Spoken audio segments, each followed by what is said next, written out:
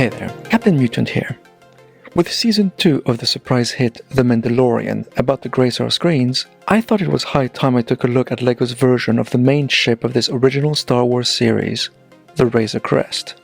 The crest isn't as iconic as the Millennium Falcon or even Boba Fett's Slave One. In fact, squint a little and it looks like someone strapped a couple of jet engines onto a brick. But as the great Han Solo once said, she may not look like much, but she's got it where it counts. So enough chatting, and let's start building. Like most LEGO spaceships I've built, the construction starts with Technic bars and pins. This gives the structure its needed rigidity. It does include some pieces I've never seen before, like this Technic arm. It's by no means new and has been around since 2014, but it just goes to show how many parts are actually available, and you can build dozens of sets over years and still not encounter them all. The base is composed of clips which will be used later on, with plates to reinforce their position, and slowly, the base of the ship is assembling. There's a fair number of stud on the side construction, like for the bow of the ship, as you can see with the placement of those modified bricks. Starboard is the Mandalorian's quarters, with a rudimentary bed construction, and the first of many stickers are applied here. The cockpit consists of just a couple of red seats, but has interesting side attachments which will be used to connect it to its canopy later on. As the cockpit is slowly being assembled, more Technic parts are used for the overall structure, and it's quite clear that this ship wouldn't be able to be built without those specialized pieces, with regular tiles added on top for additional rigidity.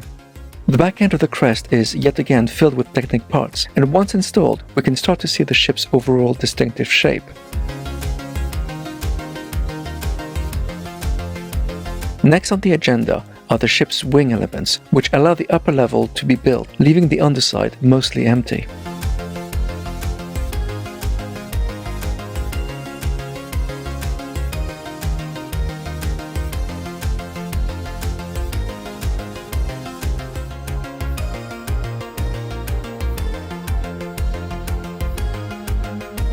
The sides of the ship are where more stickers are used, and on the underside, it's nice to see that the crest comes with simple but nice looking landing gears thanks to pieces that were originally designed for the 2014 LEGO City Arctic sub-theme.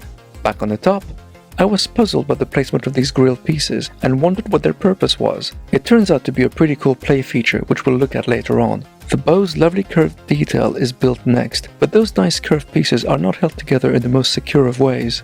However, once they're attached to the rest of the ship, they're much sturdier. Once that's done, it's time to work on all the side panels. Their constructions are pretty straightforward, includes a bunch of stickers, and allows the sides to be slightly angled, creating a more interesting shape.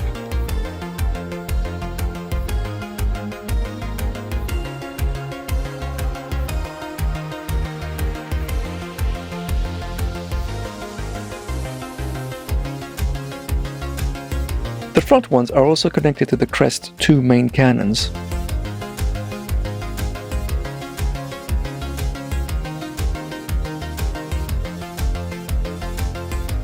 The top of the ship is being ready to receive something special, but first, we need to finish building the cockpit.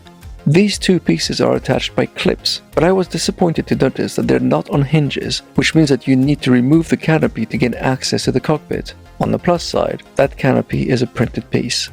Then there's that weird construction for the top. What is it? It's actually an escape pod. I don't recall seeing an escape pod in the series, but escape pod we now have. It works very well and you can easily fit one minifigure inside it. And to finish off, it's time to work on the twin engine turbines. They're actually way more complex than they seem from the photos.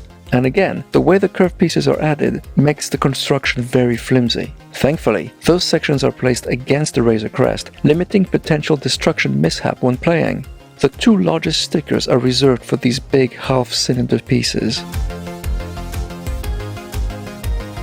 The end result is very reminiscent of the design from the TV show.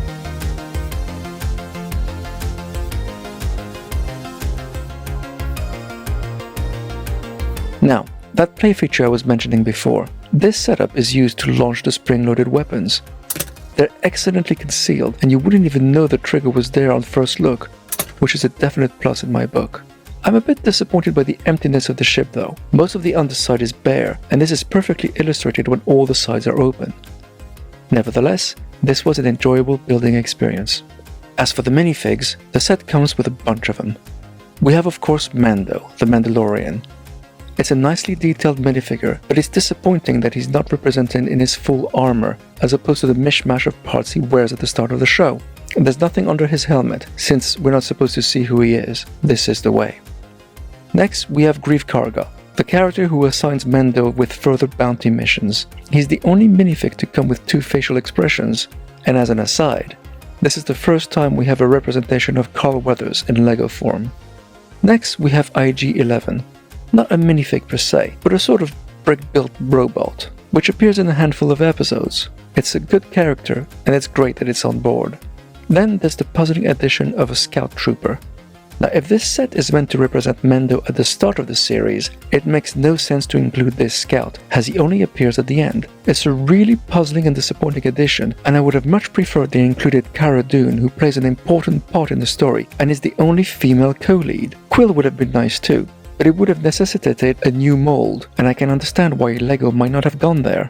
However, not having Cara is a serious omission in my opinion. The set also comes with a couple of bounties frozen in carbonite. It's a nice addition, and it's fun to see that this has become the preferred way of transporting wanted felons since the events of The Empire Strikes Back. But perhaps the most anticipated minifig of all is this one. The Child, aka Baby Yoda. The internet went absolutely wild at the sight of this character when he was introduced, and now he's finally part of the LEGO family, thanks to the recent baby part and a new head. On the whole, the Razor Crest is mostly an enjoyable building experience. There are a few moments where the pieces used make for a flimsy construction, but once attached to the ship, everything feels secure, and I feel it would be a good addition to anyone's fleet, despite the fact that its innards are mostly empty. The only major disappointment is the Scout Trooper, which takes up the space of a better character. So with that in mind, I'm happy to give the Razor Crest 3 tentacles. That's all I have for today. Let me know what you think in the comments. Don't forget to add your support to my LEGO Ideas proposal, the link is in the description, and I'll speak to you next time.